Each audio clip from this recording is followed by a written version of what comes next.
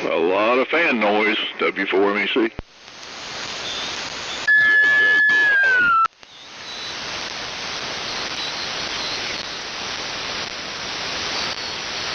With a mic strapped to it. It was.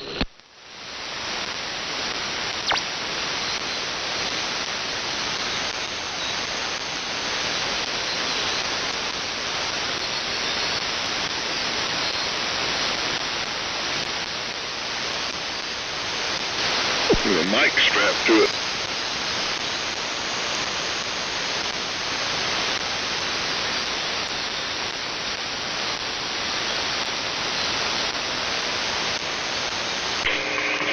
Well, I have to say that's close enough. So CQ the old Friends Net. CQ the Tuesday edition of the old Friends Net. This is W4MEC, your net control for today. That's Mike Echo Charlie. That's my slushy suffix on my call I've endured, so that's even worse on CW. The Old Friends Net meets 3 times a week, Tuesdays and Thursdays at 9 a.m., Sundays at 4 p.m. on this frequency, 3715. And the Old Friends Net is carried out in the amplitude modulation mode only. And one of the reasons, besides loving it, is the fact that some of us have receivers that have no BFO, so sideband is useless. This is this net is carried out in the old-fashioned round table style net. I will take check-ins, get everybody in a nice neat row, and we will go from there. It runs about an hour, and sometimes it goes over, depending on the length of the transmissions, but everything is okay. Let's see, it's a great place to sell gear or look for something you might need, or bits and pieces of something you're fixing, plus a mind trust of knowledge in the group. Let's see, I think that's everything. So, if you would like to participate today, please give W4MEC a call and come now. Morning, Charlie. Evidently, you and I must have traded. My calendar said I was supposed to call it today, but that's no problem. You're doing a good job. WA4LLR. I was wondering about that. N4LQ. NC4ON. K4G. US2U. WB4ARK. WB4NKL. K3OS.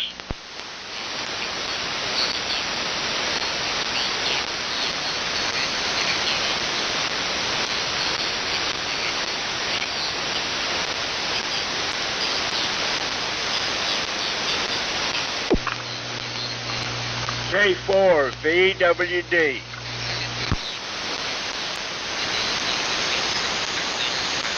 W4VRO.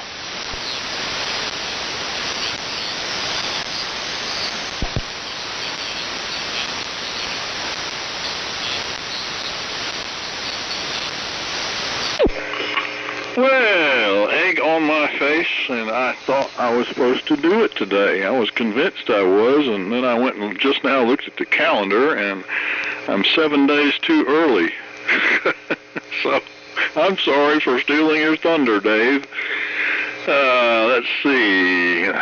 So far we've got Dave, WA4LLR, Steve, N4LQ, Stefan, NC4ON, George, K4GDN, Mir, WF2U, Buddy, WB4ARK, Cliff, WB4NKL, Gary, K3OS, Lee, K4VWD, and Ray, W4VRO. Any further check-ins for round number 1?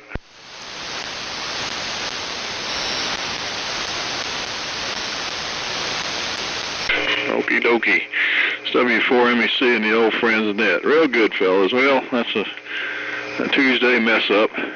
But I might have to swap that with somebody. My oldest daughter's birthday is Sunday, and I do the net on Sunday. And we're supposed to go out for dinner at 4:30. someone didn't pay attention to my net protocol demands there, but that's the way it is. So I could get it started and someone could pick it up, unless someone would like to run it on Sunday there, and I'll be back on Tuesday to do it again. So anyway, it's about 35 degrees here, overcast. When I was hanging the bird feeders out, it was spitting in my eye a little bit. There's some rain, a little bit of mist coming down right now. It's supposed to rain for several days here, up to 5 inches of rain, maybe. We'll see if they're right or not. So let's get started with Dave. WA4LLR. Oh, wait a minute. I didn't go through the list. Double check your list here one more time. The sequence is LLR, LQ, ON, GDN, 2U, ARK, NKL, OS, VWD, and VRO. So WA4LLR, take it away. W4, let me see. Charlie, I'll pick up Sunday for you, so don't worry about that. Go ahead and enjoy the birthday. So we'll just trade today for Sunday. And I think Steve is scheduled for the following Tuesday. So I think we're all right. No problem. Good morning to everybody. Cloudy, 35 degrees, and finally above freezing. Man, it's been cold, and driveway's still got some icy spots, but hopefully after today and maybe tomorrow, they'll be melted off. Anyway, Dave in Burnsville, and I'm running the BC610C, receiving on the HQ150 and feeding all that to a dipole horizontally polarized at about 50 feet. Here comes Steve in 4LQ, WA4LLR. WA4LLR, N4LQ. Good morning. Confusing morning, but glad everybody could be here. And so we got Sunday with Dave. I marked out Charlie. And today it's Charlie, and I marked out Dave. Somehow that worked out. Well, good. And I don't know anything about protocol. What did I miss? Birthdays or something? Anyway, I'm running the Elmac AF-67, the big gray box with the external power supply, and the AL82 amplifier and D104 mic that I put a bigger capacitor in the front end of the preamp to give it a little bit more bass, and I think it may have made a little bit of difference. Horizontal loop antenna up at about 100 feet, and I think it's going to get wet over the next few days. So over to you, Stefan, out there in Denver, North Carolina, NC40N, N4LQ. Yeah, good morning, Steve, and to all of you guys here in the old FringeNet, and you're coming in beautiful, Steve, in 4LQ, NC40N. The AMAC sounds beautiful with the D104, excellent audio, really, really good. Sounds just like a new radio. All right, a little warmer than indeed the other days, 39 right now here in Denver. And cloudy. I don't know, they were calling for snow on the iPhone, but that probably must be a little mistake. All right, over to, I think it's George, K4GDN in the group. Take it away, NC40N. NC40N in the group's K4GDN, and I'm copying everybody really well here today. And Steve, your audio sounds really good. We're on the BMW 5100B, putting out about 100 watts. Yeah, about 100 watts and receiving on an HRO 501, D104 mic in fed half wave, and it's cloudy, overcast here in Myrtle Beach, and we're supposed to get some rain, and everybody's really coming in pretty well. And Gary, I would be interested to hear what was the final solution for your multi-Elmac receiver with the squelch problem. I had replaced the filter capacitors in mine long before I started having the trouble. But anyway, I want to see what you had done with yours. So with that, I'll turn it on to Mir. Let me have to you in the group K4GDN.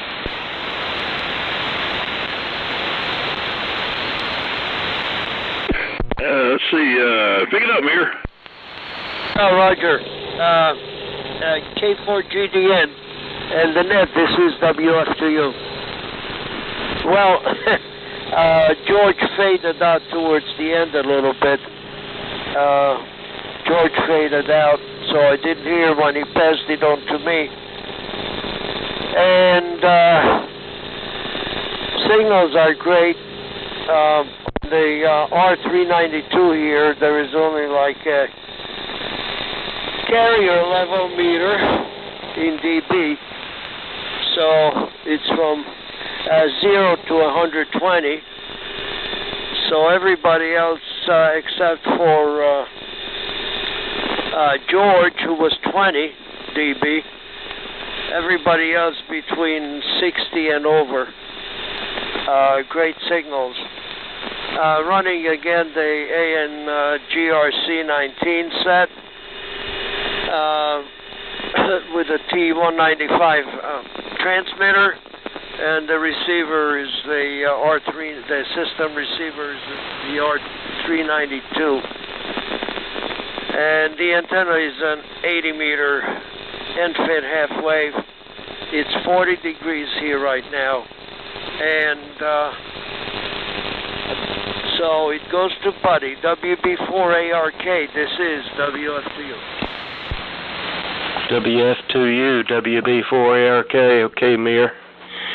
Your signal sounds very good this morning, as does everyone else's power level. Today is good. The band is very quiet. And I wonder when we're going to get a blackout. According to space weather, we could be up to 3 days in the making for solar storms. So Dave can fill us in on that. It's not raining here yet. It's overcast heavily. And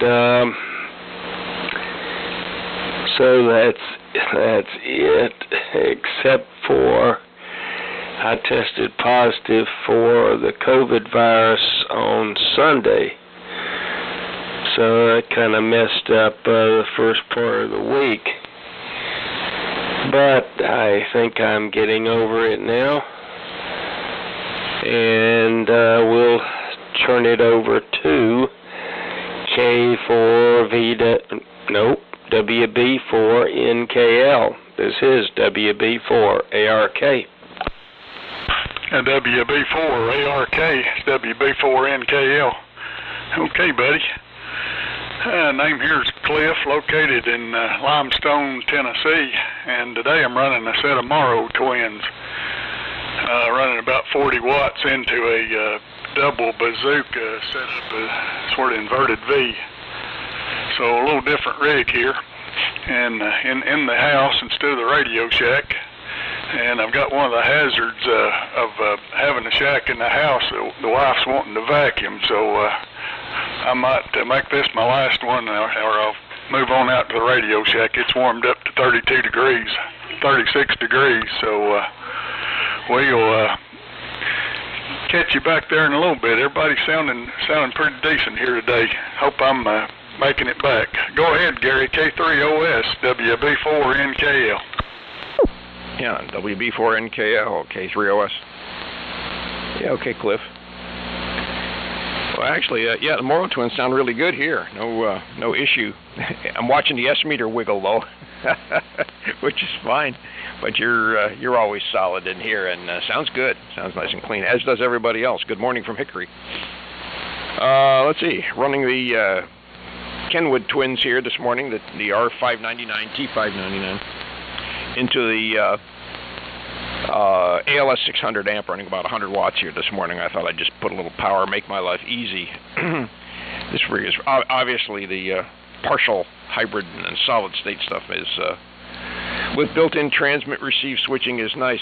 George, the answer to your question is, and thank you for asking, I did restuff that one can that's in the PMR7. I had never done that, And until I disconnected that little squelch, the wiper on the squelch control, I thought the problem that I was having was in the squelch. Well, it turned out it wasn't. It was in the in that capacitor again, the cathode capacitor, which was one part of that can. So I cut the can apart, put some new electrolytics in there, put the can back in there, and so far that problem has seemed to disappear and my squelch is operative. So thank you very much for at least suggesting that I disconnect that squelch wire. That was the key. Let me pass it down the line.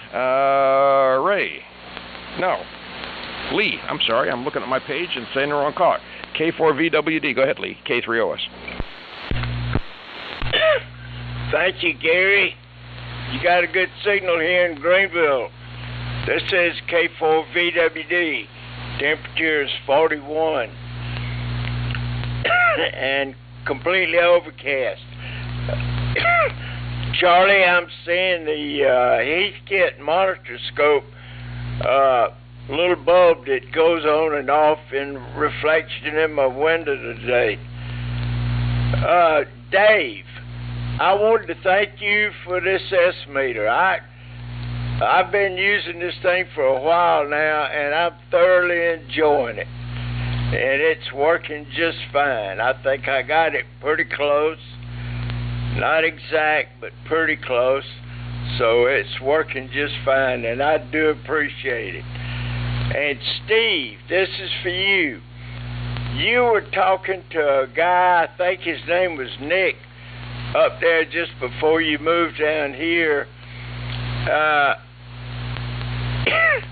And he had a signal that hardly moved my S-meter, but boy, his audio was loud. Now, it could be I was off frequency a little bit with the receiver maybe, but man, his audio was loud. And I was wondering if you knew what kind of rig he was running. And with that, I'll keep it going down to Ray, and radio signal strong here in Greenville today too. W4VRO, K4VWD. K4VWD and the net, W4VRO. Thank you, Lee, and good morning. Good morning, Charlie, and to everyone on the net. It started raining here, a little drizzle, light rain, sometime in the middle of the night. And it has continued between a drizzle and just a very, very light rain. 41 degrees. And how pleasant that is after 11 and 14 and numbers like that.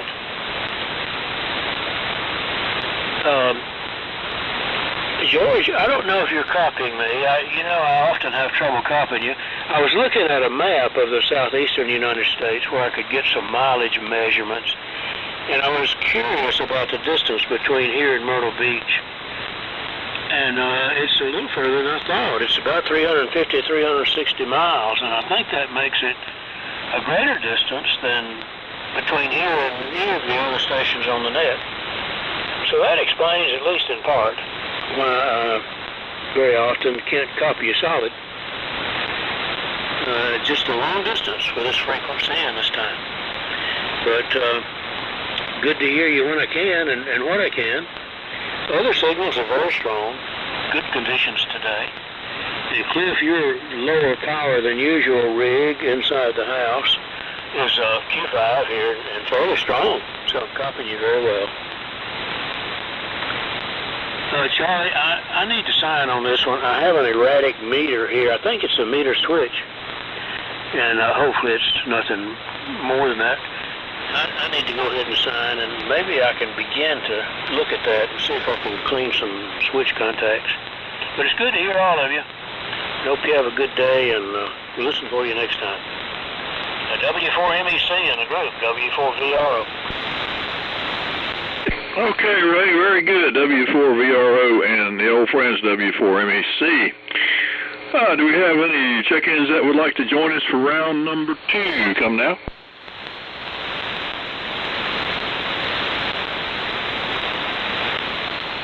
Nothing heard. Okay, it's W4MEC in the old Friends Net. And the station is my normal station here, the Apache and Mohawk to a dipole through a tuner. Let's see. Finally, my shack temperature has gotten above 35, so I can go out there and tinker. Let's see. My outside shack, that is, in my garage. Inside is just fine. And Cliff, I'm amazed you let your wife vacuum in the radio room. I always sweep and do my own in here because I always drop stuff on the floor and I don't want her to vacuum it up. So I'm real careful. I kind of go through there and use a flashlight and shine stuff, and then if I get the okay, I go ahead and clean it. Let's see, protocol. That's just me, Steve. And it has to do with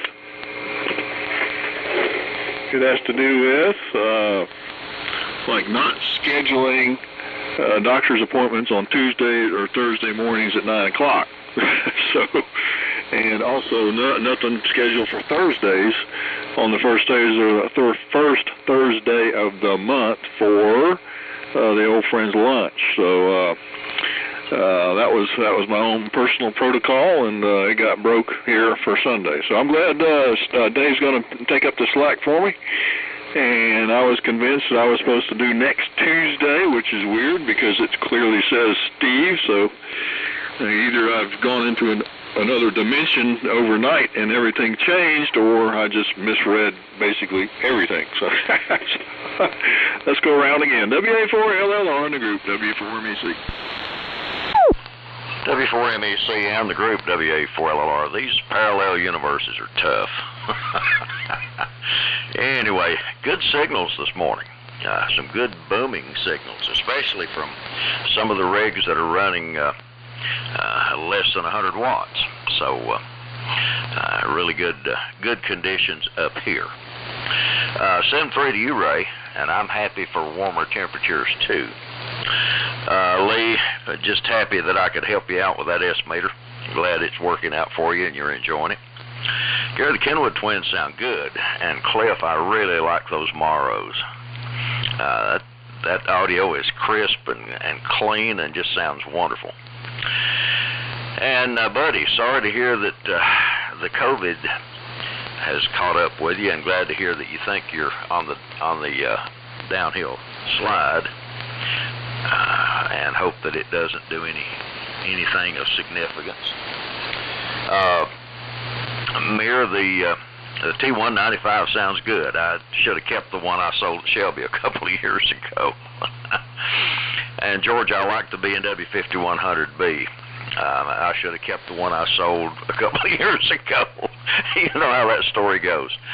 Stefan sounded good. Glad you're up to 39 degrees. And Steve, that mic modification you did really is doing a good job. So everybody sounded good this morning. Let's see. Speaking of space weather, sunspot count's 139. The solar flux index is 196. And the last reported K index was 1.33. And the sun has been pretty active for the last few days. We've got a couple of incoming CMEs as a result of some magnetic filaments that snapped and released some solar plasma a few days ago. One was supposed to hit yesterday and one or two today. They've not made a prediction today as to exactly when we can expect that impact. But last night about 11:30, we had what was called sympathetic flares, and that's two solar flares that erupt simultaneously, even though these were separated by 90 degrees of solar latitude, over 500,000 kilometers apart, and their combined intensity was about M5.1.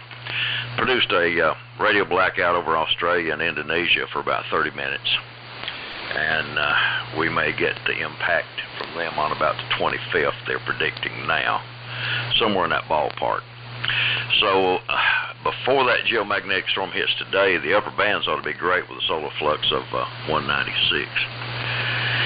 So, a few things on this day in history. Well, here's one of tremendous significance. Whammo produced the first Frisbees on this day in 1957. I know everybody wanted to know that. On this day, on a sadder note, on this day in 1968, the USS Pueblo was captured by North Korea, and that led to about 11-month situation for us until the guys were released. Let's see here. On this day in 1855, gun designer John Browning was born, and most of us are familiar with Browning weapons. On this day in 1556, the Earth's most deadly earthquake occurred in China, and over 830,000 people perished as a result of it. There was tremendous devastation even 300 miles out from the epicenter. On this day in 1920, the Netherlands refused to extradite Kaiser Wilhelm to the Allies. And on this day in 1941, Charles Lindbergh urged Congress to negotiate with Hitler. So there you go, a few things from this day in history. Down to you, Steve, N4LQ, WA4LLR. All right, WA4LLR, N4LQ. I've been sitting here trying to figure out who Nick is. Lee, K4VWD. Nick wasn't in the net. There is a Rick, and that may have come through as Nick. And he has pretty loud audio, I guess you could say. His call sign is WK4R. WK4R, and I'm not sure what he was running. He's got a lot of different rigs, and he switches around between them. One of them is a Flex. He's got AF-67 and Yaesu twins and BMWs and HT-37 and all kinds of stuff. So you just never know. But if you email him, he's on QRZ.com. And I guess that's him. I don't know. And Buddy, fine business on getting COVID. Yeah, it's gotten to be, I think everybody that got a shot got COVID. Morrow twins sounding good as usual. Cliff, and I'm with Charlie, XYL. She ain't going to vacuum in here. Matter of fact, she doesn't vacuum anywhere. I do that. Somebody's got to sweep up all that dog hair. And but there's all kinds of stuff on the floor in here. Some pieces of solder, snips of wire, and the dog. We got one dog that picks up everything and thinks it's food and walks away with it. And then my wife will find tube sockets and resistors and various components all through the house, and I don't know what to do about it. One of these days it's going to do her in, I'm afraid. So anyway, over to you, Stefan. NC40N, N4LQ. Yeah, Roger, Steve, N4LQ in the group NC40N. You're sounding great. Also, Dave, you're booming in here. Excellent copy on everybody this morning. Yeah, not much new to report here. I'm on my Kenwood today, my 950 SDX with my end feed antenna.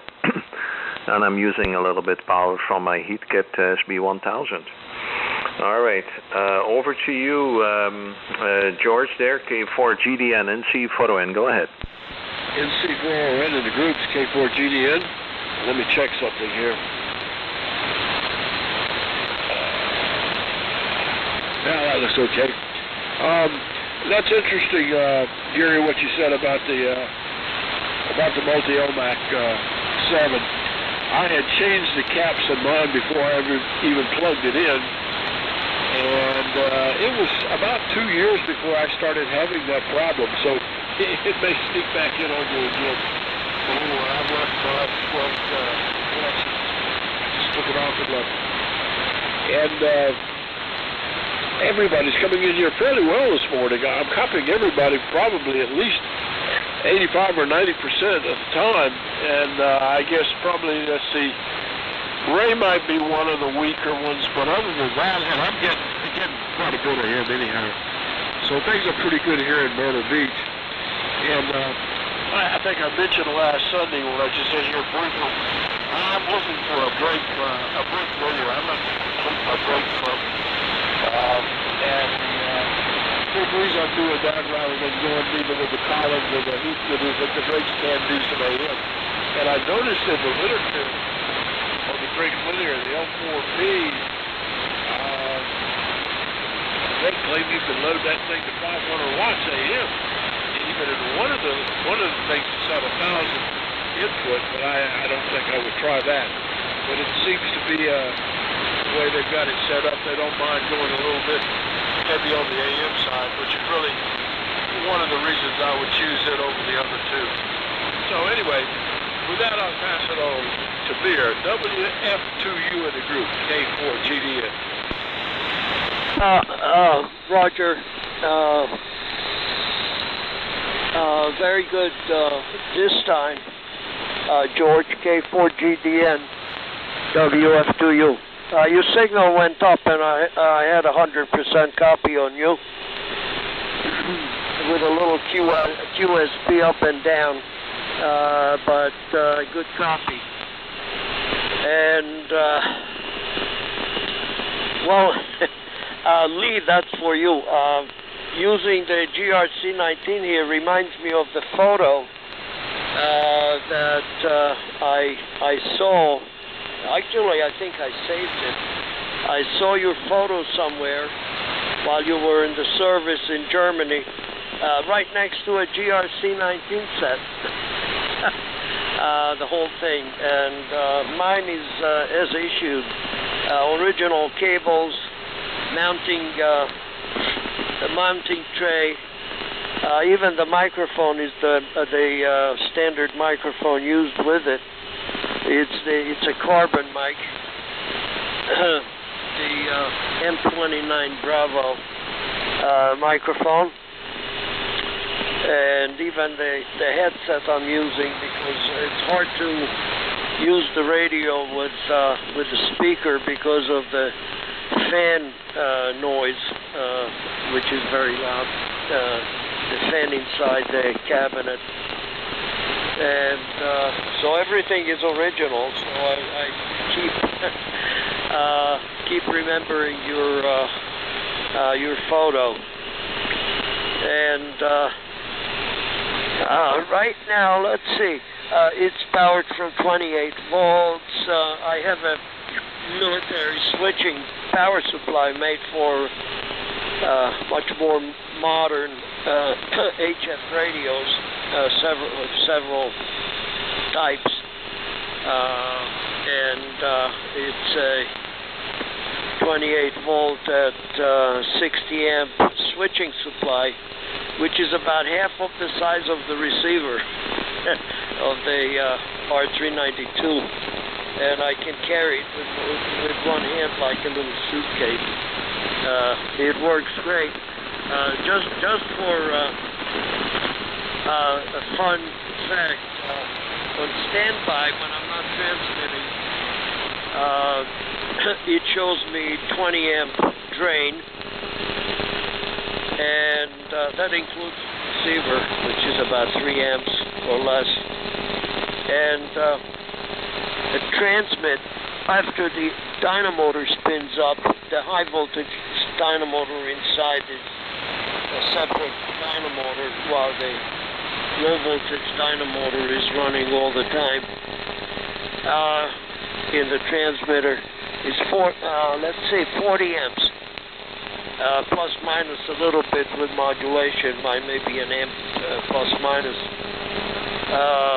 When it spins up, when I transmit, the ammeter goes up to 100 amps, and I think it's more than that, because it dims a little bit, but it does not it does not really drop out. Anyway, so that's the story from this end. It's raining here lightly. It's supposed to rain until about noon, and then the rain will start again in the evening. But it's 41 degrees now. So, buddy, I sympathize with you. We got it once. It was almost like a flu. Just lasted about a week, and hopefully you get over it pretty soon. So just take care of yourself. WB4ARK and the group, this is WF2U. WF2U, WB4ARK, okay, Mir. Very good copy of that round, but your signal did fade a little bit at the end. I appreciate the comment about the virus, and also from you, Dave. Linda hasn't gotten it yet. We had our booster shot on December the 30th, and so that's the story there. So anyway, I still tend to develop a cough when I start talking for long periods of time. So I might have to click out for a second here and do a cough. Not much else going on here, of course. I haven't felt like doing too much. Just been taking it easy. And so that's about it here at the station. We finished up all of our projects last week. I had a project from Butch Gibbons. I made a banding strip. It's about a little over 4 inches long, 3/8 of an inch wide. It's got holes at each end and 2 holes in the middle. It is part of the system that moves the coils of the inductors up and down in the coil system of the I think it's a 30, I believe it's an S, it's a receiver S30, 32S, no, that's the transmitter, 75S3, basic 3, 75S3. Not a B or a C, but a basic. And it broke in two, so I resurrected a new one and got that done on Saturday. So we got that finished and ready to hand off to him as soon as I get better. I'm going to go the full days of protocol. They say, the doctor said 7 days, and I'm going to hold it to that and make sure that I'm germ-free.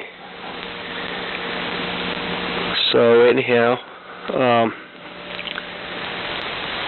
I guess I'll say 73 this go around, and thanks Charlie for doing the net,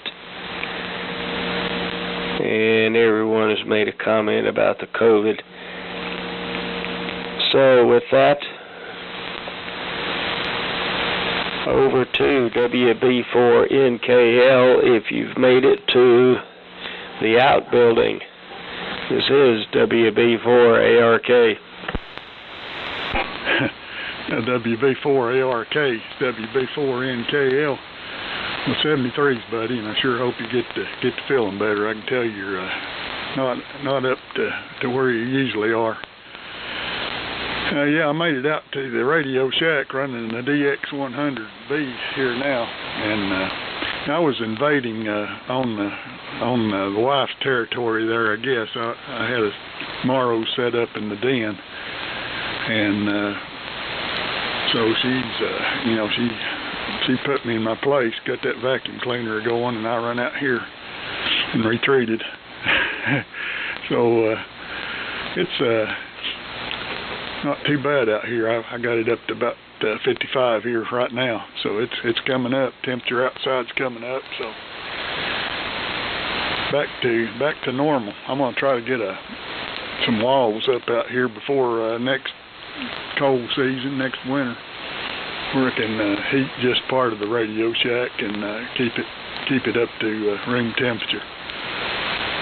So send it on around. Go ahead, Gary. K3OS, WB4NKL.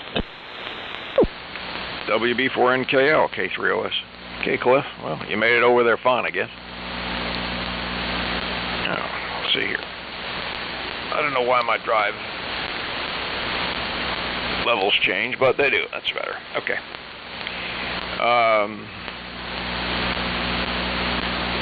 Yeah, doing fine. Well, 55 degrees is considerably lower than I can tolerate, or that I want to tolerate. I moved down here from, last place was Connecticut, to get out of the cold, and here we are cold again. Man, I hate it. And electric, air-cooled heat pumps just don't want to go. And the only auxiliary fuel I can get out here is propane. And I had thought about running my auxiliary heat on propane, but then just decided when I put a new heat pump in a few years ago not to do that. And probably made a big mistake by doing that, because, man, when it gets down to 11, 12, my eyes can't focus on the electric meter. All right, I'll pass it around one more time. K4V, go ahead, Lee. K4VWD, K3OS. Okay, Gary, thank you. Still got a good signal. This is K4VWD. Excuse me. I think I forgot the rig. My rig today is same as always. AF-68, PMR8. AF-68's feeding the Bandit amplifier and dipole antenna, and the output's about 190 watts. Steve, that last person you talked to was after the net, had an X in his call. You had been to his house and picked up a drink or something. But anyway, I don't know what he was using, but boy, he had loud audio. So it was not during the net, it was after the net. And let's see, buddy, I sure hope that COVID gets gone from you in a hurry. I sure am sorry you're having to put up with that. And Ray has signed out. So, Charlie, here she comes. W4MEC, K4VWD. Very good, Lee. K4VWD and the old friends, W4MEC. Real good. Good round. Do we have anybody that would like to check in and join us for round number 3? Come now. W4KR. Okay, we got Stan. Anybody else?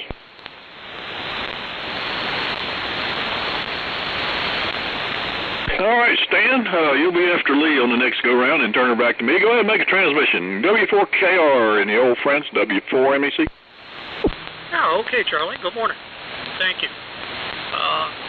This is W4KR. Good morning, everybody. I was going to check in earlier, but I got hung up with something around the house here, and I'm kind of tuning up on the fly a little bit. There we go. That should be right about right. Okay. I started listening about halfway through that round. Gary, first of all, before I go on with that part, Gary, K3OS, are you copying okay? Absolutely. Go ahead. Okay. I did that. I was in that same position you were 2 years ago, as far as heat pumps are concerned. This is an all-electric house, and the heat pump had, and the new one has, the electric backup. Don't have propane in here at the time. At the time. And there is no, the natural gas line coming out of Walhalla stops about 1.5 miles toward town from here. And talked to the gas company and tried to get them to talk them into adding the line, and they were willing to do it if 5 of my neighbors down this road would sign up for at least one gas appliance, be it a fireplace, be it a range, be it a barbecue, or whatever. And could not talk. I was the only one willing to do it. They were going to run the line out here. We're willing to run the line 175 feet in the property. And so no setup charges, because the line going into the house would have been about 130 feet, and nobody else would go along. So we canned that idea. I looked at several years worth of electric bills. There are 2 tough months, January and August, and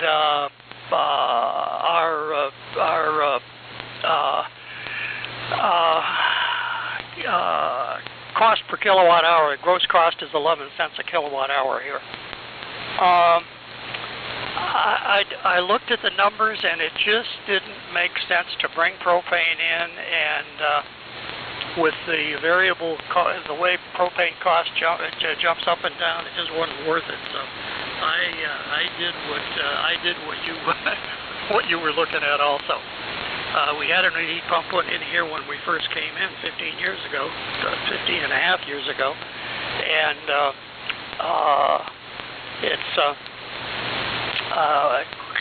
that would have been the time to do it, but we didn't, so that was that. Anyway, I think you're probably on the right track, because if you look at it on an annualized basis and what the propane cost would be and the cost for the tank and installing it and all that, look at it and see where you go. The air temperature, and we're originally from Michigan, so with 120 or 140,000 BTU natural gas furnace, the air coming out of the register is pretty warm, can be up over 100 degrees, 110, 120 degrees sometime.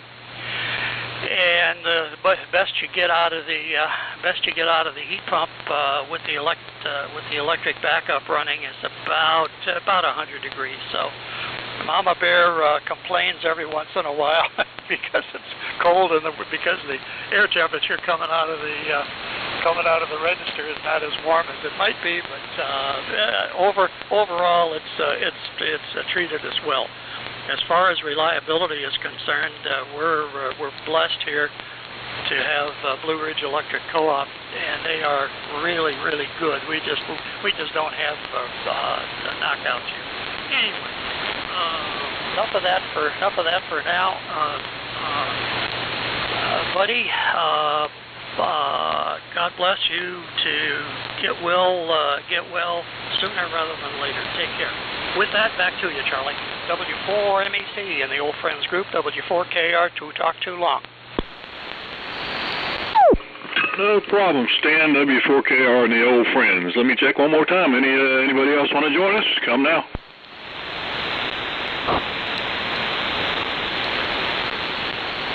Okay. It's W4MEC and the Old Friends net. Real good, fellas.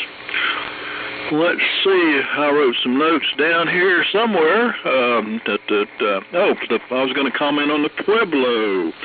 Remember that well, and it's a museum in North Korea for American imperialism. And if you remember a story in QST when it was good, one of the sailors in the radio room was talking about the day he took fire axes to all the R390s.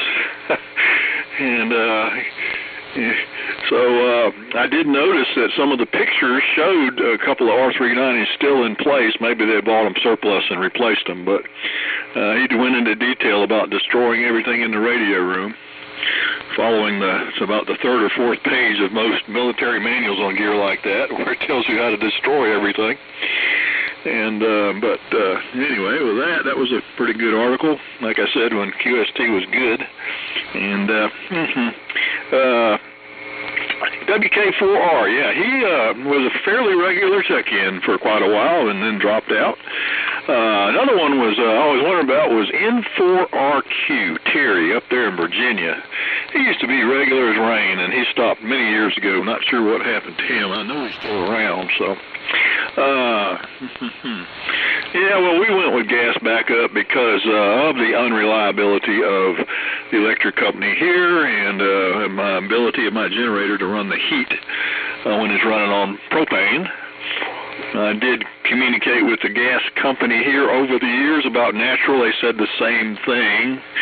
And there's only 12 houses on this dirt road, and they said all of them had to get at least 2 major appliances, such as heat, water heater, dryer, or stove,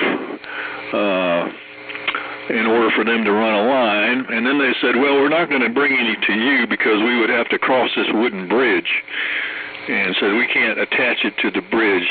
Now, if it was concrete, we could do it. Well, they replaced the wooden bridge with a bridge that was worthy of the interstate. And talked to them again. Oh, the rules have changed. We cannot attach to a concrete bridge, and we're not going to dig down. And they said it would be $75,000 to ford the stream to feed 4 houses, and they basically said it will never happen. So even though the first house on this road has natural gas, and because the lady actually worked for the gas company, but it doesn't go any farther than that, and it won't make it down here ever, according to them. So stuck with propane, which is plenty fine with me. All right, so that was about the last comment on that. So let's go around again at least one more time. WA4LLR in the group, W4MEC. W4MEC, WA4LLR. Good morning to you, Stan. Good signal as usual. Well,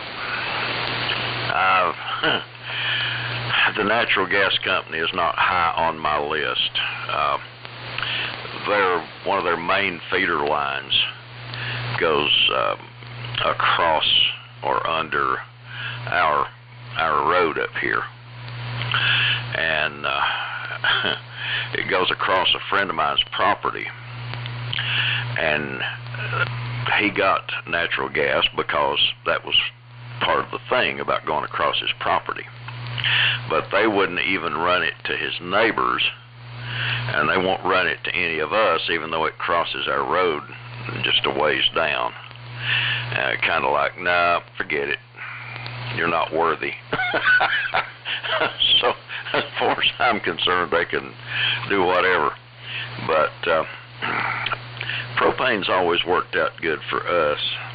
We've got a 1,000-gallon tank, and pretty much all our appliances are propane. The blizzard of '93 made a propane believer out of me when our power was out for 7 days, and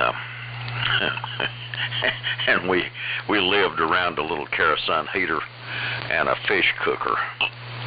So I said never again. So we installed a lot of appliances that don't need electricity, and of course now we've got a standby generator, which really makes things nice. But I'm a big fan of propane, let's put it that way. Enough said about that. Yeah, buddy, we all pray that you get to feeling better real quickly. Steve, that's interesting. You have an electronic component, fancy and dog. I hope it's not eating it, but at least it's carrying it around and playing with it. that's pretty good. Sometimes it's hard to get any of your family members interested. And Cliff, I understand. Discretion is the better part of valor when it comes to invading the XYL space. Charlie, thanks for calling the net. 7399. Everybody have a great day. God bless, and we'll look for you on Thursday, Lord willing. N4LQ, WA4LLR. 99. I don't know what that means. WA4LLR, N4LQ. You got me on that one. Let's see here. Just yesterday, the XYL was reading me a news article about somebody had a dog that it was her dog, a big dog, and it kept digging up a hole in one place in the front yard. And this went on for a long time. She'd fill it in, the dog would dig it back out, there wasn't anything in it. One thing led to another, and it turned out they called the gas company and they found a massive leak where that dog was digging. And according to the story, if they had not fixed it, somebody had set a spark off or something, it could have blown up several houses around there. So I don't know if that's true or not, but that's what the article said. Lee, so the guy that I was talking to after the net was Butch, and that is WB4 Nancy X-ray Kilo NXK, WB4 NXK, Butch. He was kind of weak here. I didn't notice anything particularly loud about his audio, but I could copy him okay. But he's only about 15 air miles away, or maybe 20, I don't think. But any further than that, he's in Gastonia, North Carolina. So that's who I talked to. And let's see, I guess that's, and George, I sent you an email about the L4B because I hadn't heard about this AM thing, and I looked it up. I looked up the manual, and the power input limit is 500 watts on AM.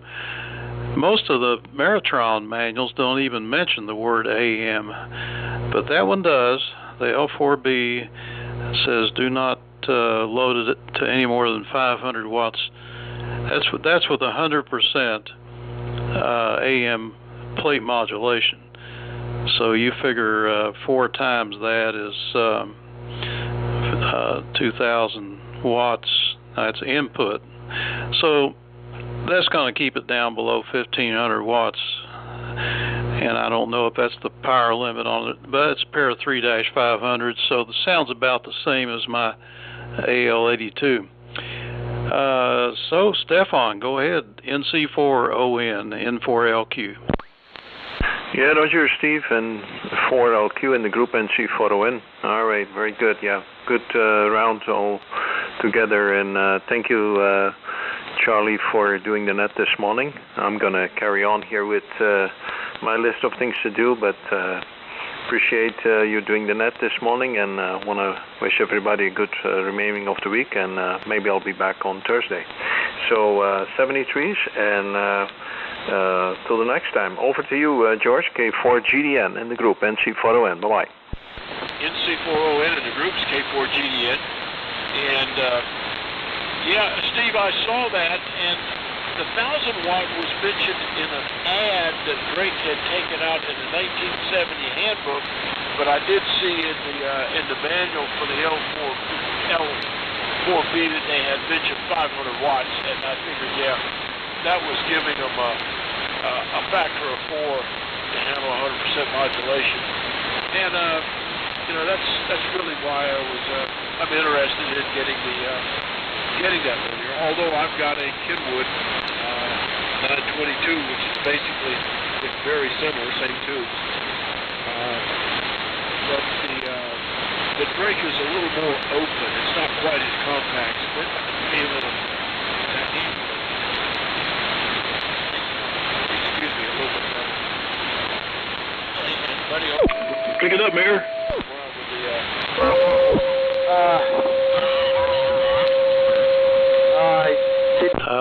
George is still talking. The signal went down to QSB, like down into the mud, which is a pretty low level. Anyway, K4GDN and the net, this is WF2U. Well, sorry, George, just this time. I heard you in the beginning, and then as you were talking, you just disappeared into the very low noise level, so maybe conditions are changing. Yeah, this was a very nice net, a lot of interesting issues, discussions.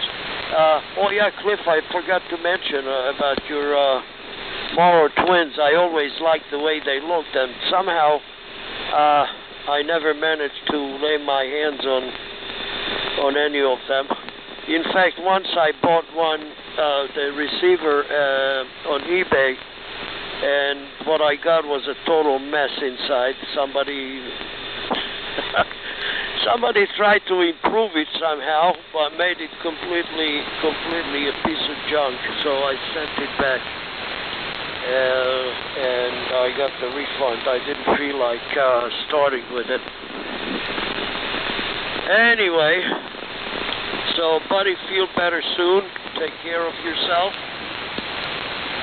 And Stan, you were pretty strong here, a little QSB, but we're not that far from each other.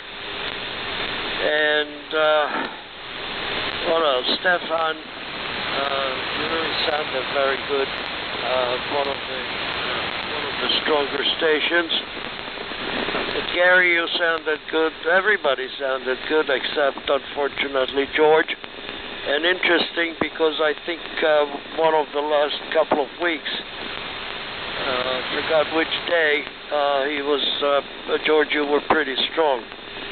But, I don't know. Hey, again, conditions. So, well, we'll be on 160 tonight. And use the same radio. I still didn't. Yeah, we need a little bit of power on AM on 160. Although conditions were pretty nice the other day. 73 all. Have a good day. And Charlie, thanks for running the net. So, buddy, feel better again. And interestingly enough, I did get a booster shot when I got, that was almost 2 years ago. The XYL had a booster shot. She got it before me. I caught it from her. She got about a day before me, all the symptoms,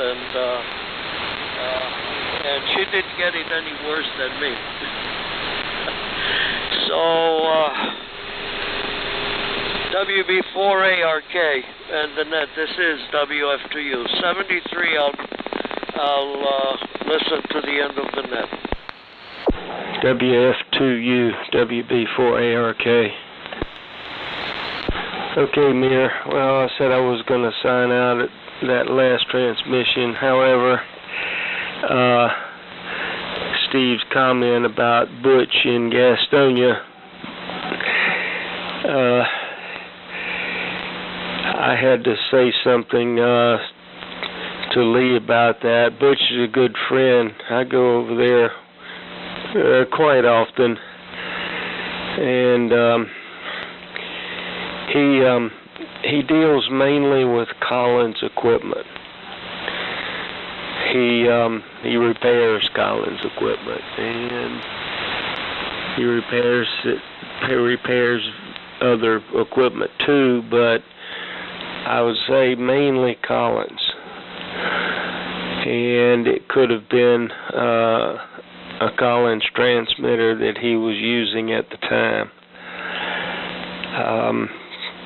I don't know exactly when it was, so I can't say for sure exactly what transmitter, but I know he's got a lot of Collins right now. And if it was AM, which I don't know if it was AM or not.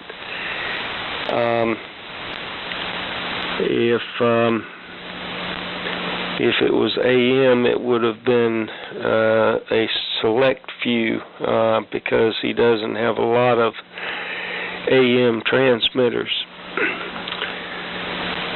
So with that, I'll say 73, and I'll listen to the end. WB4NKL, WB4ARK. WB4ARK. It's WB4NKL. That was on AM, I think he was talking about. I think the last time I talked to Butch, he was running a 32V, but he might have been working on somebody else. That's we hear him quite a bit checking into the net, and he's usually working on somebody's rig and checking it out. So no telling what he was on.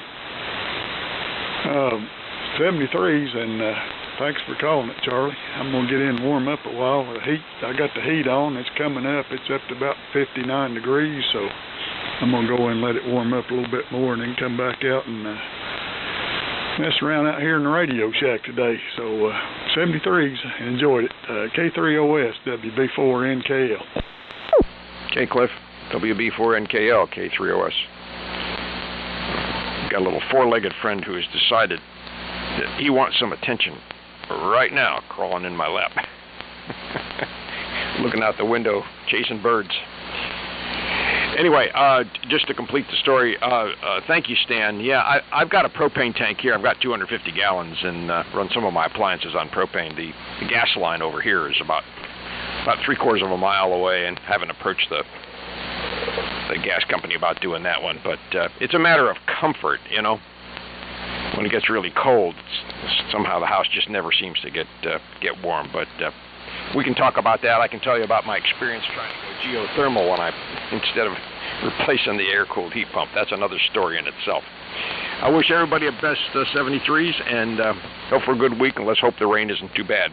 Over to you, Lee. K4VWD, K3OS.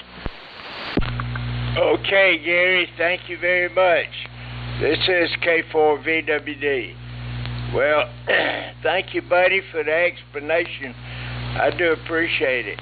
I thought it was pretty unusual for that AM signal to be so loud, but yet he was hardly moving the S-meter.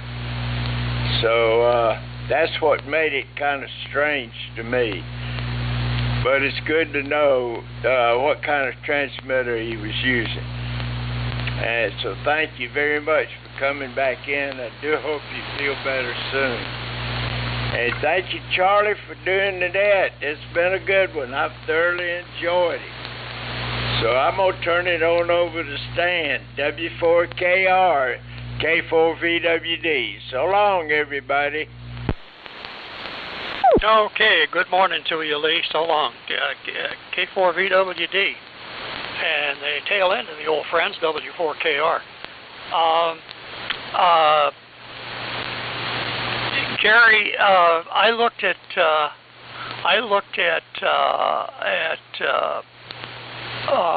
geothermal, and it's two things. The payoff isn't really there, and the comfort level is kind of all in your wallet. It doesn't, under normal circumstances, it doesn't cost very much to run a geothermal system. They put it in costs typically about 30 grand, and then you got to look at depends what the water supply is, and it just if you look at the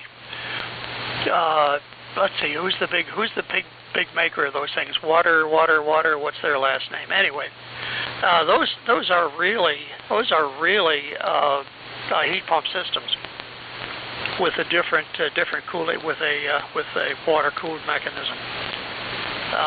When you get into them, so Oh, I suppose if you're, depends where you are. If you're up north, way up north, probably better, because you're only raising the you're only raising the temperature maybe 20-25 degrees. But anyway, we have what we have. The gas company here, Dave, Charlie, I appreciate what you ran into with the gas company. Folks here were very accommodating, and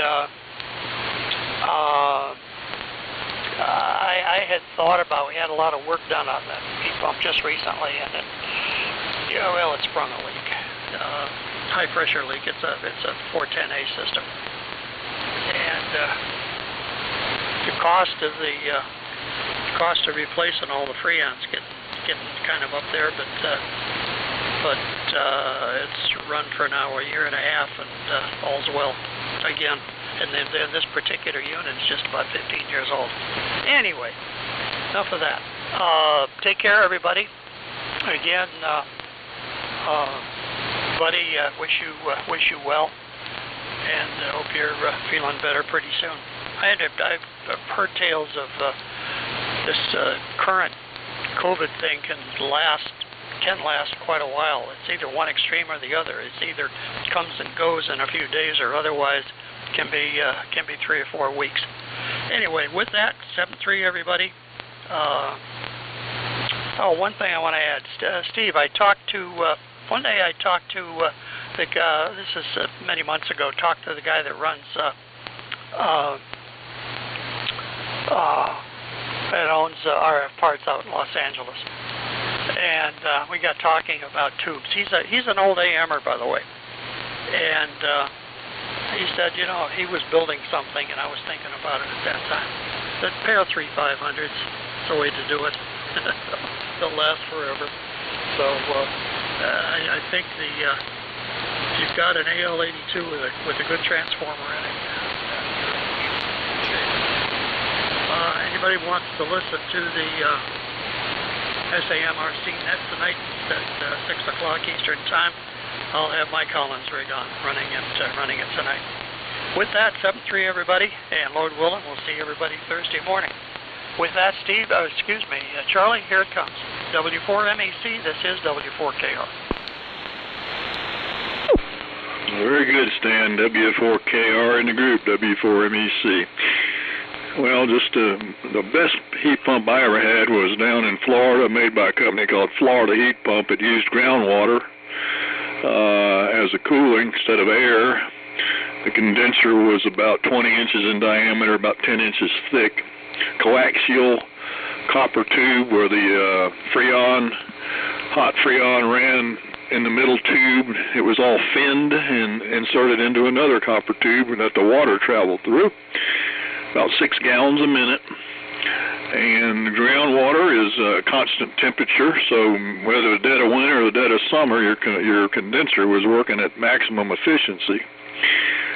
And but what makes it a plus there is it's Florida, and groundwater is only 10 to 12 to 15 feet down, just a lot of it. In Florida, if you wanna put a trailer out in the countryside and you want to dig a well, you dig a rock well, is what they call it, which is about 50 feet deep, and that's potable water. But you don't want to drink the groundwater. It hasn't had time to filter yet, and but they even make a special point if you want to put in your own well.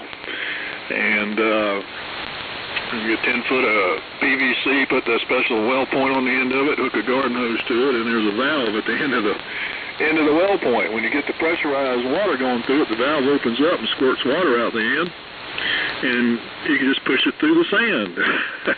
And once you get to the spot where the water quits bubbling back out, you know you've hit a pocket of groundwater, and you stop and put a pump on it and see how much you get. So you can't do that up here with that type of a well point. And there's no groundwater at 10 feet most of the time.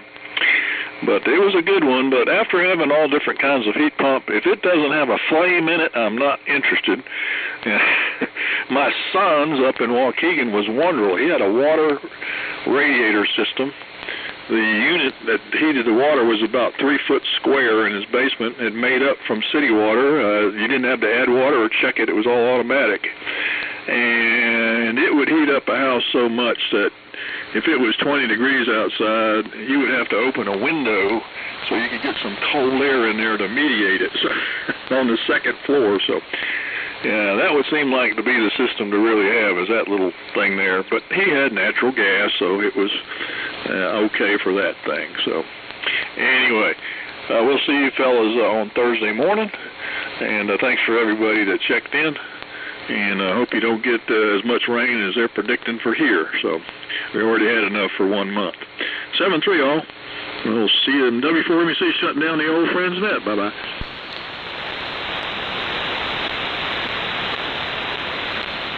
Charlie, what part of Florida do you live in? The South Georgia part, northeast in Jacksonville. Oh, okay. Because down in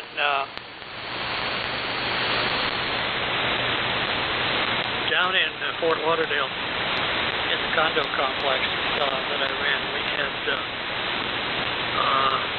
we had a system like that. We had 180, 1,400 square foot apartment in a 20-story building that everybody had their own heat pump. We supplied the water, but the house provided the water. But we had a well there. That well, I think, was about 75 or 80 feet deep, and it was drawing about 25 gallons a minute. And that was a great system. Problem was that we had to, about every year and a half, we had to take shut it down for a day while they took the heat exchanger apart and cleaned it, because the water there was a lot of stuff on the water down in the Fort Lauderdale area. Anyway, it was a great system. See you later, W4KR. Well, I admit I had to do that. There was a coil cleaner. I forget the chemical. It seemed like it was purple, and you had to run it through there. My first well was really nasty, but my second well was clean. But you had to clean the condenser out. It would lose efficiency, and you'd watch the head pressure start to climb on it. And if you didn't catch it in time, it would shut down on high head. But if you ran that purple stuff through it and cleaned it out, head pressure would drop back to normal in a heartbeat. But if you had to good well water, it wasn't an issue. But a lot of lime in the Florida water, and it would plug stuff up. So. And the other issue is, what do you do with the water when you're done with it? And basically, we had the greenest yard of anybody. If you saw a real green yard, you know they had a water-to-air heat pump. We'll see you later. W4MEC. Well, we were lucky. We had the wells.